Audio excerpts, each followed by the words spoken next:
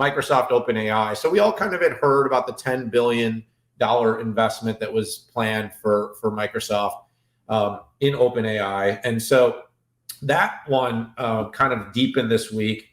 Pulling up some notes here. I've got a research note that I'm finally going to get published. It took me a little while, but they basically finally announced that the partnership has been expanded. And what does this really mean? Well, what it really means is that Microsoft not only is investing the $10 billion, but it's looking at giving a lot of, it's looking to democratize. I think, as you know, every company on the planet is using some Microsoft software. Whether you're running Windows, whether you're using Office, it's pretty much pervasive. Well, OpenAI and its potential is really in its earliest days. We're hearing a lot about ChatGPT, and ChatGPT is interesting and powerful. There's a lot of ethics and use rights and content rights that need to be explored further, especially in using it in the open domain.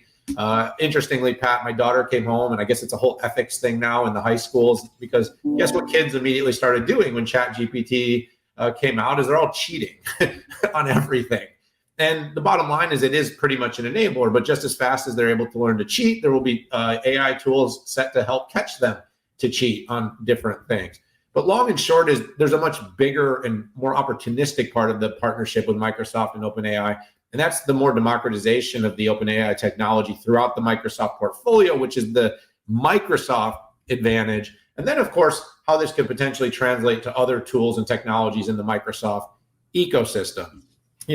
Microsoft, some of the first things they're looking at doing is supercomputing at scale. They're looking at creating kind of AI powered experience, what they call it in the Azure AI, OpenAI services. It'll go across the portfolio.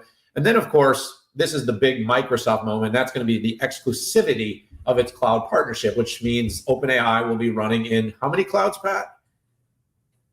One cloud. Sorry, I just felt so cool to do that. I was kind of getting your crowd when you go on stage. I'll also see if I'm paying attention. I get it. No, were you paying attention? Because I'm really interested. So anyways, a couple of interesting things that I've been thinking about. I think we talked about this, Pat, a couple weeks ago, but is the real opportunity for OpenAI is going to be in the proprietary data. So bottom line is we're already seeing with what people are doing with ChatGPT and say, I want to write a ethics paper at a 10th grade honors student level. That's done. You figured it out. It can do it to some extent.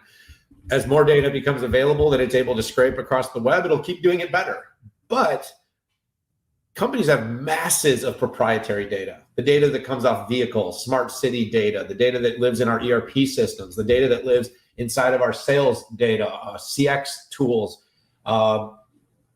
That's proprietary and unique. So if companies can start to use a tool like OpenAI to rapidly be able to implement meaningful customer journeys, or more intelligently understand customer behaviors, or being able to better understand safety profiles inside of municipalities.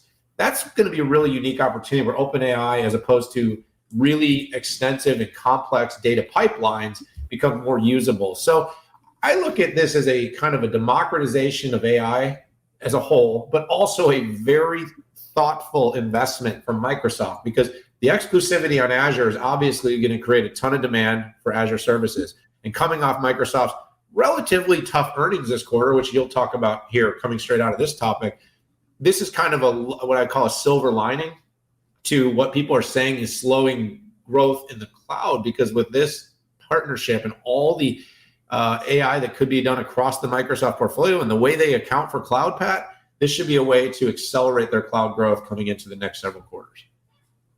Yeah, this story gets more interesting, and I don't know if it's brilliant communications people, but you and I have managed to talk about these two companies. I think this is our third time. So hats off on dribbling out the content to get us to do that, and that kind of reminds me of a tweet. I wouldn't call it battle between Jan LeCun and the founder and CEO of OpenAI, but they kind of got into it where Jan said, to be clear, I'm not criticizing OpenAI. By the way, Jan LeCun is the most famous AI person out there right now. He said, to be clear, I'm not criticizing OpenAI's work nor their claims. I'm trying to correct a perception by the public and the media who see ChatGPT as this incredibly new, innovative, and unique technological breakthrough that is far ahead of everyone else. It is just not.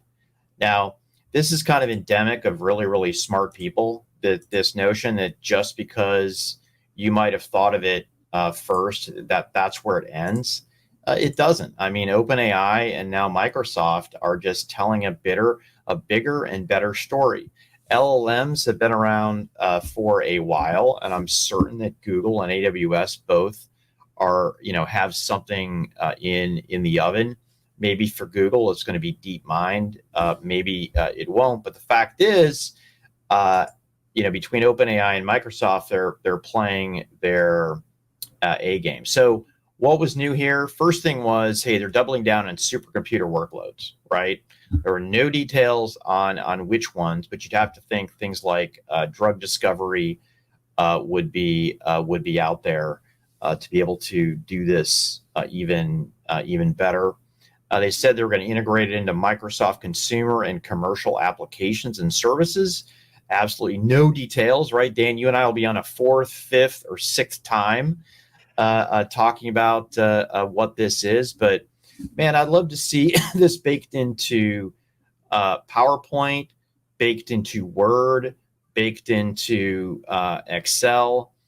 Today, Google Workspace has a lot of AI features already baked into their tools, but the ability to go with these expensive LLMs, I'm pretty excited to see what it is. Last time we talked, I'm like, hey, where's the differentiation here? Where's the moat? Well, I think there's a short-term moat that you called out, and that's their exclusive. Azure is the exclusive LLM provider for OpenAI. There was no duration that was announced. There was no money that was discussed. But again, that will be for our sixth installment of this that we can talk about. If nothing else, looking big picture, it has excited people. I mean, I don't know if this is the new NFT, like this is the big investment where everybody's going to get rich and everybody's going to get into, and, two people will make money and 1 million will lose money. But I am very positive, though, that it is Pat, showing a different look at what you can do with AI.